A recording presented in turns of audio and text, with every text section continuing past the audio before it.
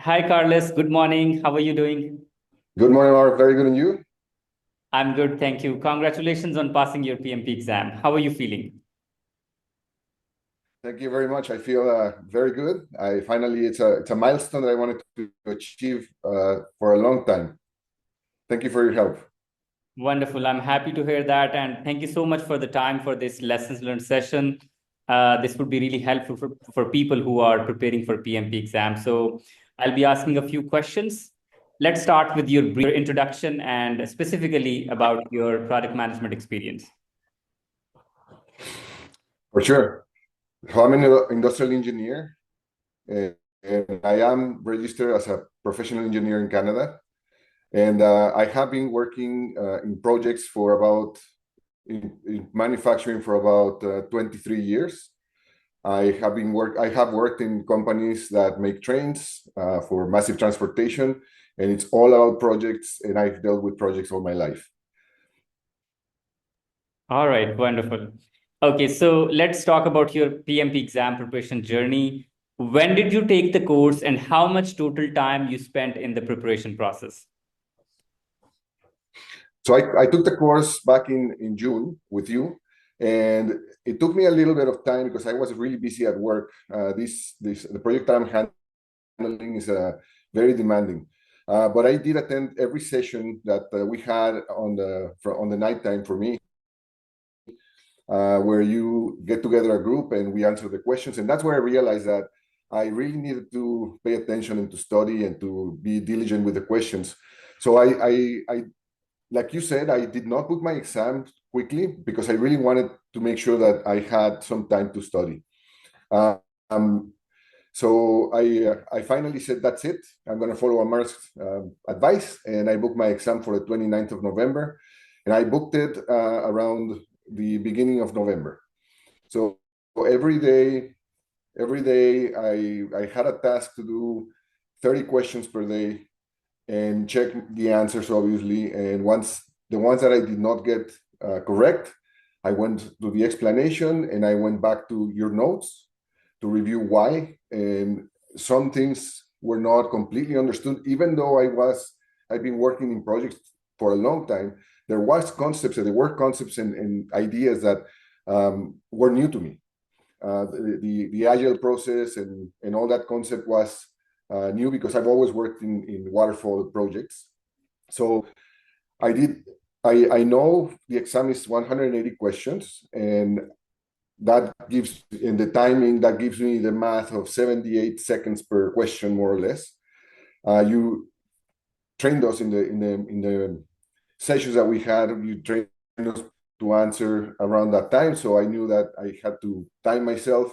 And answering 30 questions per day, I finished around 1,300 questions before I did the exam. Some days I felt like I was ready, and then the next day I said, no, I'm not ready. But day was the day was booked, so I had to. I studied some weekends too, but at the end it became easier and easier and easier to answer the questions because when I got them wrong, I went back to the information, and the information in your notes was very clear. And then I can continue, and I encounter the same concepts in the next questions, and it was easier for me. So by the time that before the day of the exam, I took one day, one morning to, not pressure myself, review all your notes again really quickly, about an hour, and go back to some of the questions that I did get it wrong or I got it right, and I went back to it and just reviewed some of them. I felt good, and around 2 p.m. I said, that's it. I'm not going to think about the exam. And then I took the exam in the next morning, and to my surprise, Amar, I think I share that with you. I was fully prepared. The exam was less complicated than the questions that you were giving us, and at some point I felt at ease, and I had 20 minutes to spare at the end. They give you everything. I did it online, but they give you everything that you need to do the exam. All right, thank you for detailed explanation. So one thing, you attended most of our daily life class sessions where we conducted solved 10 questions. Those are really helpful. And in addition to that, you solved around 1,300, 1,400 questions. So yes, this is what I say. Solving mock test is really, really important for your exam, and not just solving the exam, going back and reviewing your answers, like why you answered wrong or correct. That is really, really important. Perfect. Carlos, did you read any book? Yes, I the 11th edition of Rita that I was able to get through your help. I read some chapters that I needed. I didn't read the whole book, but I did focus on the ones that I was new to it. Some aspects of project management were new to me because of my story in the project that I worked, and those sections I specifically and intentionally looked for them, and I read the information so I understood. There's no way I can tell you right now, Omar, that there's no way that you will be able to answer the exam just if you don't understand. So your notes are complete, are really helpful, and it gives you the context of all the questions that they're asking, and all the nomenclature. The nomenclature is key also. All right, absolutely. So my follow-up question is, do you think that reading the book is mandatory? Everybody should read it, or one can pass the exam by taking the course, going through the notes, and solving mock tests? How important is, reading the book, or can somebody skip that? Okay, I'm gonna be completely honest to you. If you take your course, you read your notes, and you do the questions, and you attend the sessions, you will be prepared, fully prepared. Absolutely, absolutely. Thank you. And also, if we compare the difficulty level of questions that we had during our daily life class with the difficulty level of the exam, how would you compare those? Or how helpful those questions are for your exam preparation? Oh, they're super helpful, and the questions that you ask on the daily sessions are more difficult than the exam. And what really helps also, Amar, is the interaction with the other participants and why they think their reasoning of why they chose the question, and then you come in to say what's the right answer and why the answer is correct there. So there is a link that I learned from your sessions between the way they're asking the questions. You have to read the question really, really well and understand the context of the question, because that is going to lead you to, there's four answers. One of them is the one that you're going to choose for that question. And sometimes the question in your mind and in your experience, you will say, okay, I will do this or will do that, but that's not in the answers. So you have to read the question and look at the answer and say, okay, what is next? This is very key. What you stress this part so much to us. What will you do next? Not 3 steps ahead, next. So that helped me a lot in the daily sessions. All right, wonderful. If I talk about composition of the exam, what were the major topics or important topics in your exam where students should focus on? Well, there's a lot of there's 3 topics which is deals with process, people, and business, and there was a lot of to do with teams and how you handle situations. At least on my exam, maybe other exams are different. I don't know, but my exam was a lot focused on team. How would you handle situations where team is having trouble, or there's problems with or how you would address the situation in terms of agile or predictive waterfall. In my exam, there was not many questions on that require math. You have to know the significance of all the terms. You do have to know that, but you don't really need the math. They give you a calculator there. I used it once in 180 questions. There's graphs also that you have to choose in the graph. Everything is visual. You have to drag also the correct answers. They give you 4 or 5, and then you have to drag the right one into the right place. Again, it can be people or it can be business. There was some business process was a little bit loaded, but people was more loaded than process and business. Absolutely. People domain is really, really important for your exam. Almost 50 to 60% of your exam would be managing team or leading team. So this is critical area for the exam. And Correct. most of the students have provided similar feedback. All right.